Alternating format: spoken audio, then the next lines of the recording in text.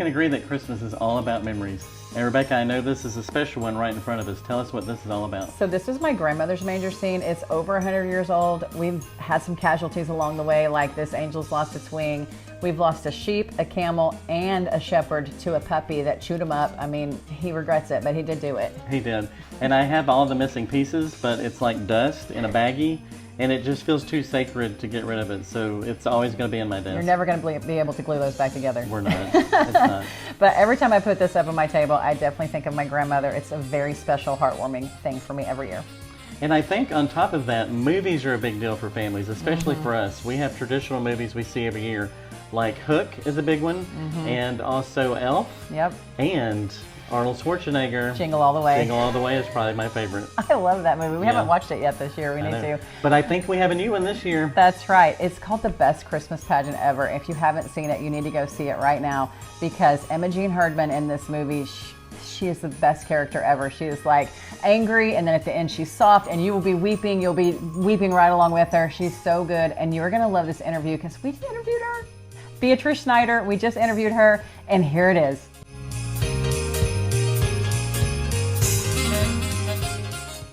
Thank you for joining us today. We are so excited to chat with you. You are the most adorable person ever. I have totally been a spy all over your social media, and I just think you're the most precious thing in the world. Thank you. With your adorable, perfect red hair. Okay, let's get right to it, because we went and saw The Best Christmas Pageant Ever, and let me tell you, you ripped our hearts into a million shreds at the beginning of that movie, and then you just pasted it all back together in the most beautiful way. We cried our eyes out. You were phenomenal, so well cast, and I would love to know, how did you get that role? Yeah, of course. First of all, thank you. That means a lot. That's very sweet of you guys. But yeah, I had 3 auditions for Imogene, actually. My first one, it was a self-tape sent in, and we recorded it in this spot right here in my living room. And then I had a callback on Zoom on Halloween night, actually, with the director, Dallas. And then after that, before that, he sent in like this video of him giving a bunch of notes for my callback. And anyways, then I got called for a screen test in Texas, in Dallas, Texas, which was where he was at the time. And so we went and did that. And that day we went down and we did the audition, and I did it. And I got to meet his wife, Amanda, and they gave me, like, we did the smoking bit, and they gave me this candy thing to do it with. And anyways, we went back upstairs to our room, and then we got called back down, and I was like, is that good? Is that bad? I don't know. And then so I was in agony for weeks, you know, wondering what's going on. And I found out that I booked the part on my birthday, on my 12th birthday. Oh gosh, that's a great birthday present. No kidding. That's it was incredible. his birthday. Yeah, incredible. Okay, so Imogene, how did you get into that character, and tell us how shoes matter to you when you're trying to get into a character?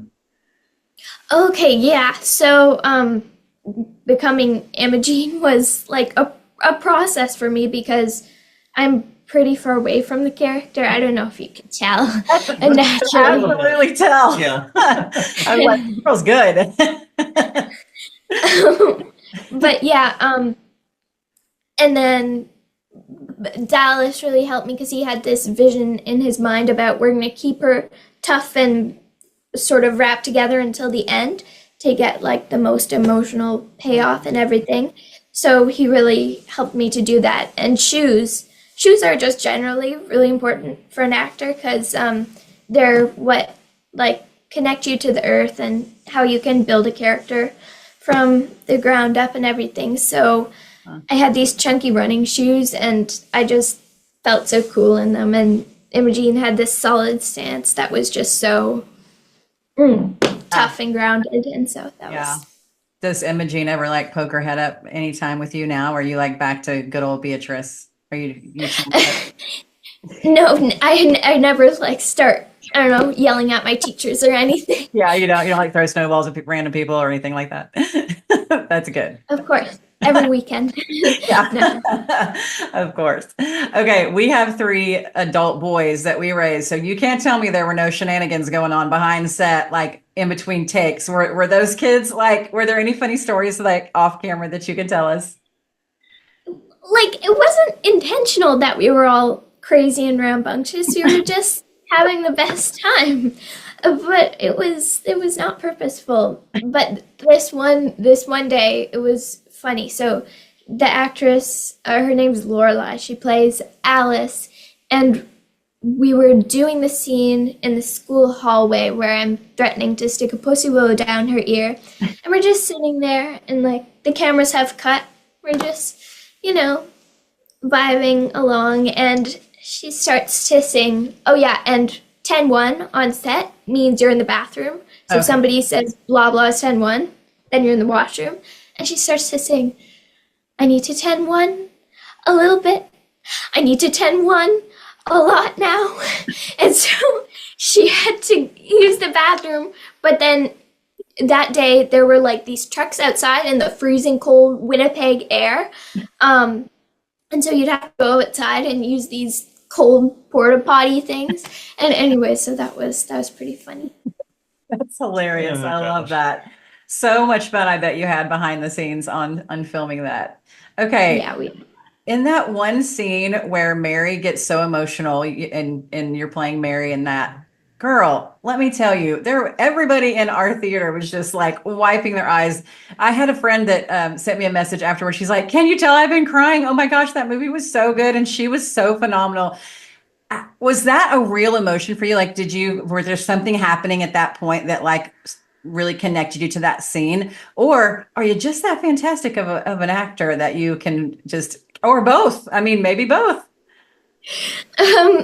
Well, I mean, like crying on cue, I think it's not totally, it's really different each time, but for that day on set, it was one of the last days of filming, and so those emotions did come very easily, because I had made such amazing connections with the people on set, and so I looked around at my friends and I couldn't hold it together.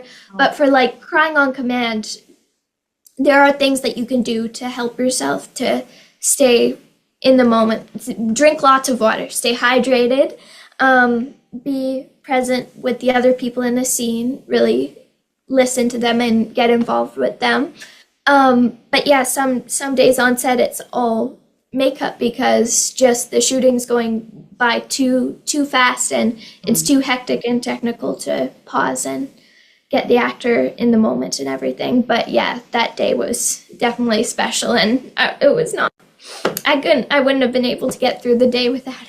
Yeah, that was amazing. And also, every time you looked at the painting of Mary, I was like, I found myself going, I want to be in your head. I want to know what you're thinking right now when you're looking at her. Like every time that you just paused and looked at that, I was like, what's going on inside? It was just so good. Like you just did such a great job of like just drawing us in. It was fantastic. Thank you. Okay, you've starred in, like, it's a classic for us. Like, this will be a movie that we'll watch every Christmas now. Mm-hmm. So that's so cool. So in real life, in Toronto, what is Christmas like for you in Toronto? Is there some family traditions that you have every year? Yeah. Christmas in Toronto can be very beautiful and white, and sometimes it's gray and slushy, but there are a couple of things that are very fun. There's this area in downtown, it's called the Distillery District, and there's like, it's this little old-fashioned town setup thing, and there are like light shows there you can walk through, and there are these lights strung, and there are restaurants and just people getting into the holiday spirit, which is very fun. We usually keep Christmas pretty cash. We go up to my grandma's house usually to celebrate, go to my aunt's house over the holidays for yummy dinner. But yeah. That's fantastic. Okay, what are some of the foods you like? What are the holiday foods you look forward to? Traditional turkey, of course, with the stuffing and the gravy, lots of gravy and mashed potatoes, and stop giving me cravings. Eggnog, shortbread cookies, the works. Yeah. Okay, I like cranberry sauce. Not a lot of people like that. Do you like cranberry It's sauce? really good. Okay, Yeah, good. cranberry sauce is Rebecca good. does not like Just cranberry like sauce. out of the can with it comes out in the mold itself. Yeah. That's Not for you. Yeah. No, it's yummy. not for me. I don't necessarily love it. But I would like to see Christmas in Toronto. That sounds delightful. I feel like over the past I don't know, as you get older, Beatrice, you forget to do some of those fun things that you're talking about. So it's making me want to like be a child again and go to Toronto and see some Christmas things and take in Yeah. this more. Okay, what is on your Christmas wish list? What do you get to make a list and do your parents do that, or how's that work? Yeah. Well, I've got 3 big things that would be appreciated. Over the holidays, I do want to see my best friend, Charlotte. She moved to a different school, and so I want to visit with her. Not necessarily for Christmas, but as close as we can get it. I would love to get to see all my best Christmas pageant ever friends. We're spread all over the world, so it's like a hard time not getting to see each other. What about a big juicy role in a feature film?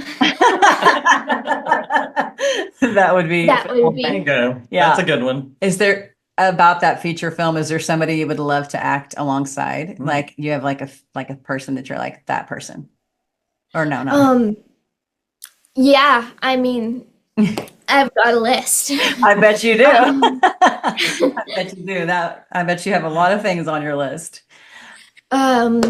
Susan Sarandon, Jodie Foster, Michelle Pfeiffer, Harrison Ford. I mean, get the vibes. But yeah. What I love about your Christmas list is most of it was really about connecting with people and having connections with like your friends and stuff. And I really appreciate that. I think that's really sweet. Yeah, I miss them. That your Christmas wishes all come true. And let me tell you, you stole our hearts in that movie. And there is not a doubt in my mind that you've got a big roll around the corner because my goodness, girl, you know what you're doing. And thank you. Yes. Thank you for taking time with Hardy Party 5.5 today. We really appreciate you. And I'm of course this was see this movie again right now. I know we need to. Thank you so much, Beatrice. You're awesome. This was very fun. Thank you, guys. Thank you. Merry Christmas. Thank you. Merry Christmas to you too. Is it weird that I'm fangirling right now? And is it weird that I think I should have been a girl dad because she is adorable? She is totally Oh adorable. my goodness. Yeah, I just love that she plays one tough cookie on camera, but her personality is just so sweet, and it's just such a juxtaposition and a testament to what a fantastic actor that she is. And I need to start thinking about what my shoes do to me and my emotions. Like, am I happy? Am I sad? Am I grumpy? Do you have this Am many I pairs of calm? shoes? Well, I have 2 pairs of shoes, so I need to work on going through 2 different emotions. Okay. But I'm going to work on that. You should work on that, Yeah. and you should go see the best Christmas pageant ever because Beatrice Schneider, she plays Imogene Herdman, and she also plays Mary in this movie, and it is phenomenal. You don't want to miss it this Christmas season.